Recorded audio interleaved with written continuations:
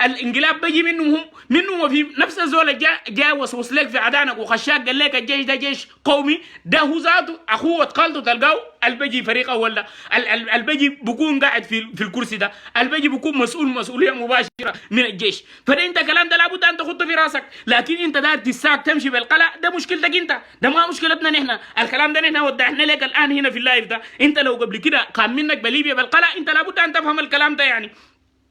لكن الخم يا جماعه الله يبدا يشيروا لنا مالكم يا جماعه. الناس يا جماعه الناس هو يعني احنا هو اكثر ناس يتضرروا من حميتي ده نحن ديل كويس. اكثر ناس جايبينه في 2013 اقسم بالله لو ما جبتوا حميتي ده يا ابناء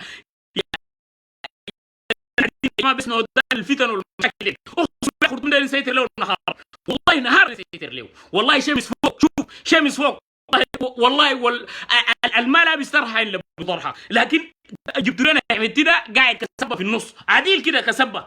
انتوا مع عديل الكلام ده لانه انتوا ما من الناس بتاكلوا نهائي. وجيشكم ده اصلا لو اصلا الجيش ده نحن كان زمان الخرطوم ده والله زمان كان سكناه، اقسم بالله زمان كان سكناه. للاسف الشديد انتوا طبعا انتوا قال الماشي في الدوله زي كبير بعد شويه تقول تقتلوا ما بتقدر. هو يا ابن الشماليه الرساله ده انت خطوه في راسكم عديل، خطوه في راسكم عديل. ده بيبي انت بتربيه في بيتك كلام ده كويس، بعدين تقول تقتلوا والله لو ما لا دخلت يد تديني انت الكلام ده بتاع كويس. انت ما بتقدر تعمل شيء، ما بتقدر تعمل شيء. ده الشيء الان الحاصل يعني، ده الشيء الان حاصل. تخشوا الناس تسوقوا الناس ليبيا بالقرع تقول لهم ما جيش قومي جيش قومي ليه ما مما السودان ده اسمها السودان ده ما نال استقلال ما لقينا اي حاكم من اي اقليم ثاني يجي منكم بس تجونا بانجلاب عسكريه وتخشوا جيش طلعوا منو بالسياسه ما طلعوا بيزو سياسه. لو قلتوا طلعوا بين السياسه والان الشارع واعي جدا. كلامي الناس اللي بيقولوا لنا عبيد ديل يا جماعه، الناس اللي بيقولوا لنا عبيد ديل اي زول يا جماعه بسي هنا اعمل له فيه بلاغ بس في التاريخ تعمل له بلاغ بس في الاول الله ده في الاول الصفحه ده في ساعه واحد بس. اي زول يا جماعه اي زول بكتب لي هنا والله اسمع كلام ده كويس. انت والله تساهم ذاته في التحريض عديل كده يكون ضدك. انت قاعد تشيل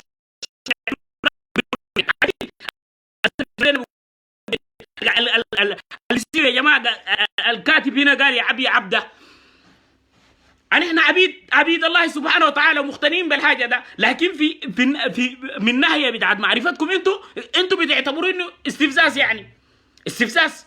شفتها استفزاز ما استفزاز، ده كلام واضح جدا انتوا لابد ان تعرفوه يعني. لا ما بعرف خليه يعرف. والليله الشيء الحاصل اسمع كلامي ده الشيء الحاصل الان في الدوله دي الكلام اللي اول امبارح قلتوه ده كلام سياسي ونحن ذاته عارفين ده كلام سياسي ساكت يعني لتهدئه الامور وكلام زي ده. لكن ما بعد الكلام ده شنو؟ وانا داير اقول لك انه النخبه النيليه ديل زي الدبيب اللي اسمه كوبرا داك، بتعرفه ولا ما بتعرفه؟ دبيب اللي اسمه كوبرا داك يعني شفتها لو شافك من بعيد بقتل هيلو كويس وبدخل راسه في الرمال. مجرد ما تجي تمشي شفتها ما تخلي له بالك بلغك بنفس الكيفيه. ابناء النخبه النيليه بنفس الكيفيه دي. الليله ده قاعدين يعملوا لنا فتن ومشاكل ديل فلان ديل ما عارف شنو واوهام. في النهايه جو قال لك انت يعني انت والكلام انت قلت بزياده نفسك ما كلامي انا، طلعت قلت بزياده نفسك وده كلام خلاص يعني بيجي لك شوط هنا هم بعد لي شيء فريق تشادي اجا بلدك ما عارف نهيكل الدعم السريع ندموه كله هيقولوا لك وتسمع كثير. لسه انت ما حاجه هتسمع كثير. وانت انا ذاته انا والله في مكانك ده اقسم بالله اسمع كلام اي زول يا جماعه بعمل كلام في راسه عشان يمشي عديل. ما شفنا لنا اي زول من شرق السودان بقى رئيس، ما شفنا ولا من الجنوب اللي انفصل. كل شمال البلد ما في اسمع كويس. البلد ما باقي لكم في عطاء عشان انتم استجوا حكام وانتم في الرايه. ما بقى انتوا لو جينا من يعني من ناحيه ديمقراطيه كده، الاعداد السكاني بتاعتكم كله 1,500,000، هتحكموا الناس كيف؟ انا داير اسال سؤال مباشر لشمال النيل، الكل مره بيجيب الحكام ده من السودان نال استقلاله ليهم الليله هم هاتمينه ده، تحكموا كيف؟ انا داير اسال من ناحيه ديمقراطيه كده. خلينا من رجاله وقوه بتاعت سلاح واونطه ورجاله والثبات في المعارك ده خلونا منه، بس نتكلم عن الديمقراطيه. تحكموا كيف؟ تجوا بانقلابات عسكريه، تخشوا الناس اولادكم كشماشه سعليك بخشوا الناس في الاعلام بيدوا الجيش السوداني قومي، كويس؟ انه الجيش السوداني قومي، وبعدين شنو؟ الزول المسكين بيصدق انه الجيش السوداني قومي، وبعد ما انه يعني تشتغلوا وشغله بتفكوا عكس الهوا، لا ما زيد ولا ما عبيد، كويس؟ وانتوا اللي قاعدين مسيطرين، انتوا اللي قاعدين مسيطرين وتعتبروا نفسكم ان السودان ناقه المملكه حقكم. كذابين والله، يعني احنا بنقول لكم بعد ده كذابين، والله بعد ده كذابين. واذا دايرين الرحيفه تنقط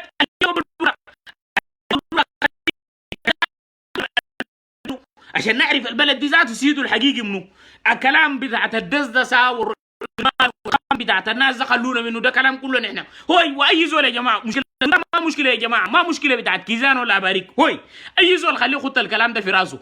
مشكله السودان ما مشكله بتاعت كيزان، مشكله بتاعت السودان مشكله بتاعت المؤسسات العسكريه واللي هي جيش بالتحديد، كويس؟ والسيطره واللي هو الاخصاء المعمد وقلق الفتن وشعل الحروبات في اماكن بتاعت الهامش، ما عدا اماكنهم بس، اماكنهم ومناطقهم ما شعلوا فيه الحرب. لانه ليه؟ اسمع كلامي، لانه مكاناتهم ديل يعني ده اراضي مقدسه ولا بنسميه يعني اراضي محرره، يعني ما يقوم فيه حرب، لكن يحرقوا لنا دارفور، مستعدين حرقوا الجنوب، حرقوا لنا دارفور، حرقوا جبال النوبه، حرقوا النيل الازرق، ومستعدين الان ممكن يحرقوا الشرق وممكن يتموا باقي السودان كله عشان هم يظلوا يكونوا قاعدين في السلطه. ده شيء معروف يعني لاي زول قال يفهم الكلام ده، واذا ما فاهم ده شيء المنهج، وهم ما فرق امام حاجه. كونك تموت 10 مليون، تموت 5 مليون، 7 مليون، ده ما مشكلته، مشكلته اهم الاول والاخير كرسي ده بس والسلطه ده بس، ما في زول يجي خيرهم. انت فاهم العربي دول ما فاهمه، كونك تموت ولا تنهرج ده ما شغله، كويس؟ انت ده ما شغله، ده ما شغله، لانه هو كسفوه عديل، كنخبه نيليه عديل داير يتحكم في الدوله ده براو، ما داير اي زول تاني يعني يجي يسيطر. يعني ده انت كلام ده كلام انت من المفترض تحطه في راسك وممكن تسأل نفسك. يعني السودان دي مما نال استقلاله، لماذا كل الحكام يعطونا من ابناء الشمال النيلي؟ ما تسأل نفسك كده يا رئيس لقيته جا من اي حته تاني، الجنوب اللي انفصل، الشرق عنا في الشرق اللي هو يعني في الوسط، في كردفان بالتحديد، دارفور، ما لقينا اي زول جا رئيس. ليه كده؟ انت ما تسال نفسك كده ليه ما في زول جا رئيس؟ لانه المؤسسه العسكريه دي مؤسسه غير قوميه، لانه المؤسسه العسكريه دي هي اللي بتعمل مسرحيات بتاعت انقلابات عسكريه وتغيير جلد الافعى، وهم كابنا الشمالي ونهر النيل مسيطرين له، بيجوا عن طريق انقلابات عديل، بيجوا انقلابات عسكريه، وفي النهايه يخشوك يقول لك جيش قومي، يقول لك جيش قومي. والان شغلهم في الشرق برضه ماشي، يعني دايرين يعملوا فتن هناك، يعني دايرين يعملوا فتن هناك، بيسيعوا للناس اريتريين ولابد ان ترجعوا اريتريا، والكلام الكثير الحاصل ده يعني في الدوله ده شغلهم هم، وهم طبعا حراميه. يعني الان لو مسكتم يعني احنا بنمسك من حلفاء شمال ده لغايه حلفا القديمه ما عنده اي شيء غير البلح، لكن الان من اغنى اغنياء الله على وجه الارض، من اين لهم هذا الاموال؟ اموال دي كلها من المال العام، اموال بتاع التلاعب بخزينه الدوله، كويس؟ الاموال دي تلاعب بخزينه بتاعت الدوله نفسها، كويس؟ واللي هو التمكين اللي هو المعروف، اي ده شايجي اديه قرض ب 200 مليار دولار، اي خليه يمشي يعمل استثمار، ده فوراي اداله ملفه في وشه، كرامه ما تديه، ده ما عارف لك دروبي جاي من الشرك ما تديه ولا حاجه، ده زخاوي جاي من القرب ما تديه اي حاجه، ده رزاقي جاي من وين ما بتديه اي حاجه، ده نوباوي جاي من جبال النوبه ما تديه اي حاجه، بنفس الكيفيه. فتمكين يعني القروش دي لقوها من وين؟ ما نحن دايرين نسال، انت ما عندك انت تعبان يا زول، ما عندك اي حاجه، لكن الان من اغنى اغنياء الله على وجه الارض، الاموال دي كلها حقت ناس، يعني زي شغل بتاع الحركه الماسونيه، شغل بتاع السياسه بتاع التمكين. الكلام ده تاني ما بيمشي، الكلام ده تاني ما بيمشي. كلام ده ما بمشي تاني، لانه انتوا الخم والسواقه بالقلا وتخشوا الناس بانه نحن اسياد البلد والناس اللي ما حاكمينهم عبيد وكلام الكثير ده كله خلوه. ترى فرعون شوف قال انا ربكم الاعلى، في النهايه سقط. كويس يا اخي، هوي انتوا طبعا بتفتكروا نفسكم زي اليهود، ونهاية انتوا تقولوا ما تنتهوا، لكن بتنتهوا. والله ربنا ده ما قادر له شيء. والمظلوم ده مهما كان داخل معاسي في النهايه بينتصر، في النهايه بينتصر سواء كان سلما ولا حربا بينتصر. ليه؟ لانك انت اسمع كلامي ده كويس، انت فارت للناس هيبتك في الدوله بانك انت بس سيد البلد، والباقي الناس عبيد في نظرك. يعني الان بتسيعوا للناس، اولادكم اي جنة صغير ربيتوه تقول له قال الناس زي العبيد بنفس الكيفيه، يعني شغالين مع الناس كده. لكن الرهيفه لو انقدت انا متاكد بنسبه 500% هتلبس طرحه وتكون زي اختك القاعد تسيل الناس هنا تقول لهم عبيد ديل.